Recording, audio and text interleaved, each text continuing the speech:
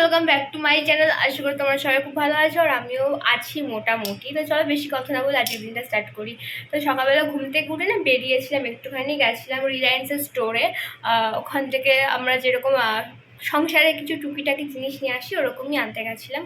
তো আমি তাড়াহুড়োর মধ্যে বেরোনোর আগে ইন্ট্রো দিতে পারিনি, কিন্তু আমি বেরিয়ে ভিডিও করেছিলাম, তো সেইগুলোর পরে দিয়ে দিচ্ছি, দেখে নিও। আশা করি তোমাদের আজকের ব্লগটা খুব ভালো লাগবে, কেউ স্কিপ না করে দেখতে থাকো।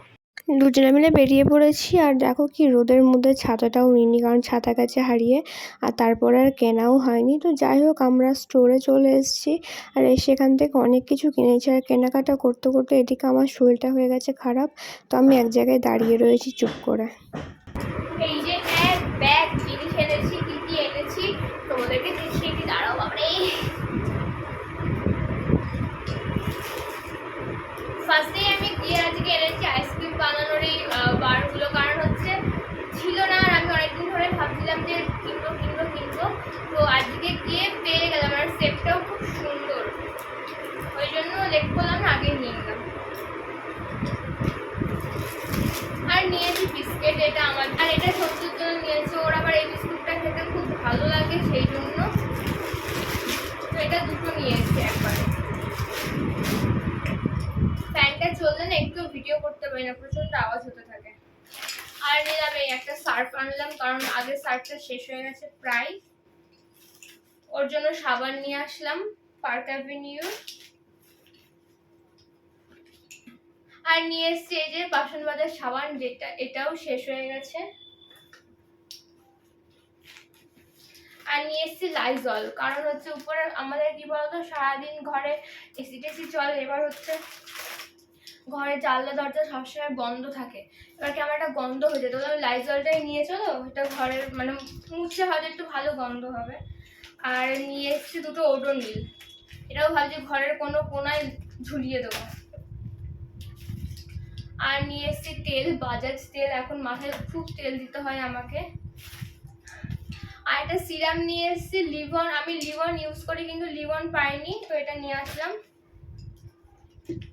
আর সব থেকে বড় জিনিস, আমি আইসক্রিম বানাবো বলে এটা নিয়ে এসেছি। অন্যদিন খাবো, এমনি খাবো বলে নিয়ে আসি, কিন্তু আজকে আমি আইসক্রিম বানাবো বলে নিয়ে এসেছি। তো এই ছিল। আর নিচে শাশুড়ি মায়ের জন্য অনেক কিছু আনা হয়েছিল, সেগুলো নিচেই নামিয়ে দিয়েছি। তো আমাদের জন্য এগুলো ছিল। তো আমি এবার স্নান টান করে ফ্রেশ হয়ে নিই, তারপরে যখন আইসক্রিম বানাবো, কি করে বানাচ্ছি মানে কি কি দিচ্ছি ওর মধ্যে, আমি এর আগে একবারই বানিয়েছিলাম বিয়ের আগে, তারপর আর কোনোদিনও বানাইনি। তো এখন ইউটিউব ভরসা, ইউটিউব দেখে দেখে বানাবো। তো আমার ইচ্ছা হয়েছে দুধ ইউজ না করে এই মিল্কশেকগুলো ইউজ করার। তো চলো যখন বানাবো তোমাদের সাথে রেসিপি শেয়ার করবো, যদি তোমাদেরও ভালো লাগে তোমরাও বানাতে পারবে। তো আপাতত আমি যাই, গিয়ে ফ্রেশ হয়ে একটু স্নানটা করে আসি। আর এই যে বসে পড়েছি এখন আইসক্রিম বানাবো, সেই জন্য মিষ্টি ওইদিকে বিস্কুট গুঁড়ো করছে, আর আমি এদিকে ড্রাই ফ্রুটসগুলো হচ্ছে অর্ধেক করছি, কাজু তারপরে কিশমিশ এইগুলো মানে অর্ধেক করে নিচ্ছি। তো যাই হোক এদিকে সব কমপ্লিট হয়ে গেছে।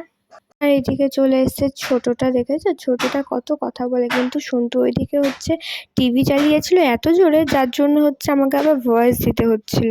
তো যাই হোক এর সাথে একটু গল্প করে নিলাম। আর এখন আমি সব মিক্সড করছি, আগে আইসক্রিমের মানে বিস্কুটের গুঁড়োগুলো দিয়ে দিচ্ছি ভেতরে, তারপরে দেবো মিল্কশেক।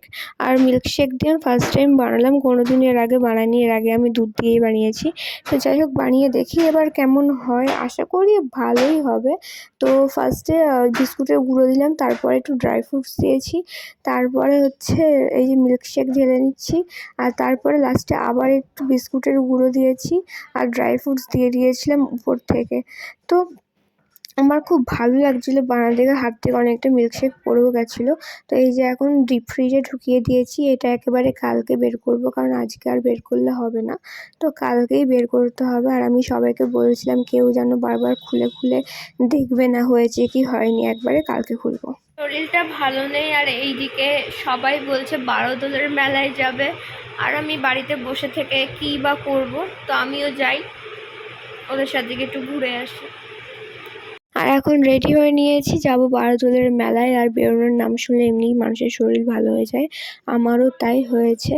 তো যাই হোক, এই যে চলে এসেছি বারোদোলের মেলায়। আর কি ভিড় দেখেছো? আমি না কোনোদিনও বারোদোলে এসে ঠাকুর দেখিনি। শুনেছি 12 জায়গা থেকে ঠাকুর আসে, কিন্তু আমি এই বছর ফার্স্ট টাইম যে ঠাকুর দেখলাম। কিন্তু এখন জানো তো, ঠাকুর আর বাইরে থেকে আসে না, কারণ একবার গোপীনাথ চুরি হয়ে গেছিলো, গোপীনাথকে দিচ্ছিল না, সেই জন্য হচ্ছে আর কোনো ঠাকুরই আসে না। এখন যেই ঠাকুরগুলো বসে এগুলো সব রাজবাড়ির ঠাকুর। আর সবাই কি সুন্দর আবির ছুঁড়ে ছুঁড়ে দিচ্ছিল, বারোদোল বলে কথা, আর আবির দেবে না? তো যাই হোক, ঠাকুর দেখে আমার খুব ভালো লাগলো, বিশেষ করে গোপাল ঠাকুরগুলোকে এত সুন্দর লাগছিল কি বলবো। আর আমি ফার্স্ট টাইম দেখছি, তো যাই হোক খুব ভালো লাগছিলো। আর এদিক ওদিক অনেকে সেজে গুজেও ছিল। তো যাই হোক, ঠাকুর দেখা কমপ্লিট, আর এখন বেরোচ্ছি। আর এখানে সবাইকে চাল ডাল মানে টাকা ভিক্ষা দিতে হয়। তো সন্তু দিয়ে দিচ্ছিল, আমি আর দিচ্ছিলাম না, ওই দিচ্ছিল, আমাকে দিতে বারণ করলো, তাই আমি দিলাম না। তো অনেকে অনেক বসে, অনেকে নেয়।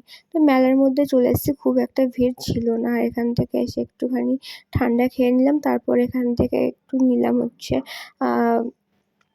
আলু, এই কি শিক্ষিত আলু খেয়ে নিলাম এখান থেকে একটু। মানে আমি খাইনি, বাকিরা খেয়েছে, কারণ আমার কিছু খেয়েই সহ্য হচ্ছে না, তো আমি খাইনি। তো এই যে দেখো ভাজছি, আমি পুরো ভাজার প্রসেসটা দেখিয়ে দিলাম তোমাদেরকে।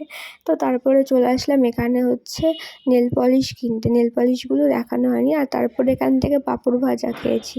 আমি কিন্তু খাইনি, আমি সন্তুর কাছ থেকে একটুখানি খেয়েছি। আর আমি খেয়েছি বলতে এখান থেকে লস্যিটাই খেয়েছি। তো আর এই যে এটা পরের দিন হচ্ছে চেম্বারে, ডক্টরবাবু চেম্বারে এসেছিলাম, আমার আলট্রাসোনোগ্রাফি দেখানোর ছিল। আর বাড়ি এসে দেখো আইসক্রিমটা বের করে নিয়েছি, কারণ এখন আইসক্রিম খাবো। দেখেছো কি সুন্দর হয়েছে না আইসক্রিমটা? তো এখন সবাই মিলে এক এক করে আইসক্রিমগুলো খাবো, কারণ তারপরে আমি যাবো এই বাড়িতে।